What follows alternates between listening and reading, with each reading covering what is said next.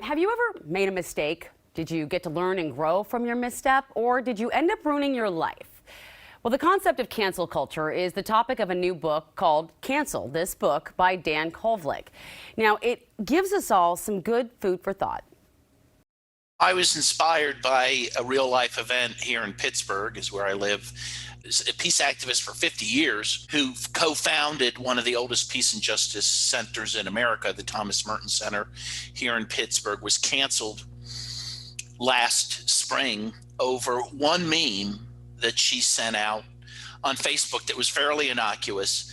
And the ultimate response was the Thomas Merton Center, which she helped found 50 years ago, said they could no longer work with her anymore. How do you survive from something like that? How did that activist go forward? It devastated her, is the truth of it.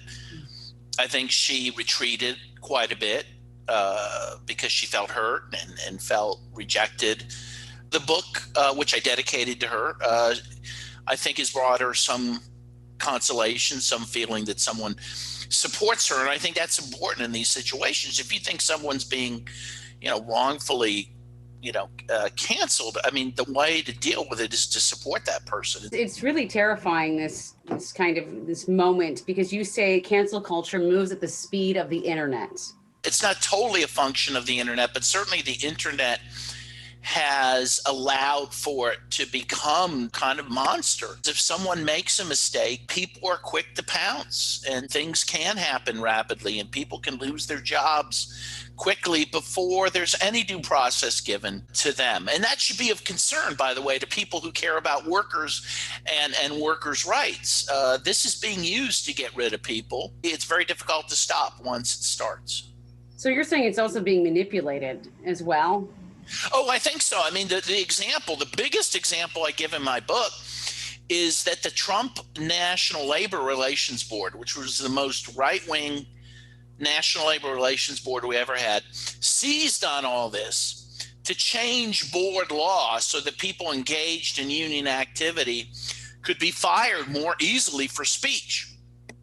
In this case, they upheld the discipline of an African-American union employee who, in the course of collective bargaining, where he would have very broad and robust free speech rights under old board law, they upheld his discipline because, in order to mock the employer's position in bargaining, he pretended to be a slave, saying, "Yes, master." And that was enough to get him disciplined and for the Trump board to uphold that discipline. So this type of, cancellation is being used against progressives in ways that I don't think that they foresaw. It seems, though, is also a form of censorship in a way, and you say that's not a progressive value.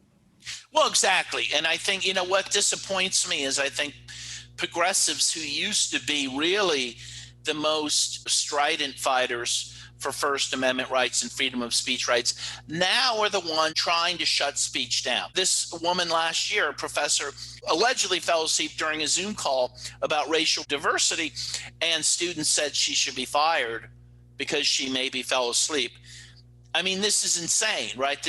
What has happened is that there's not only attacks on free speech, but what's happening is there's now attacks on worker solidarity in the name of progressivism. And I think people need to be very concerned about that.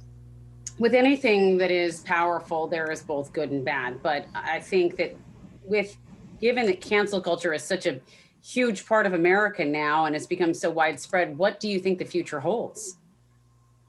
Well, I'm very troubled that what happens, and I quote George Orwell in the book, who said, the biggest threat to free speech is that people will simply self-censor. People will simply be afraid to say things. And they will be afraid to say things on the most important issues of the day, issues relating to racism, issues relating to the pandemic and whether we should have a lockdown or not have a lockdown. People will simply abdicate their role as a citizen to speak out on these issues.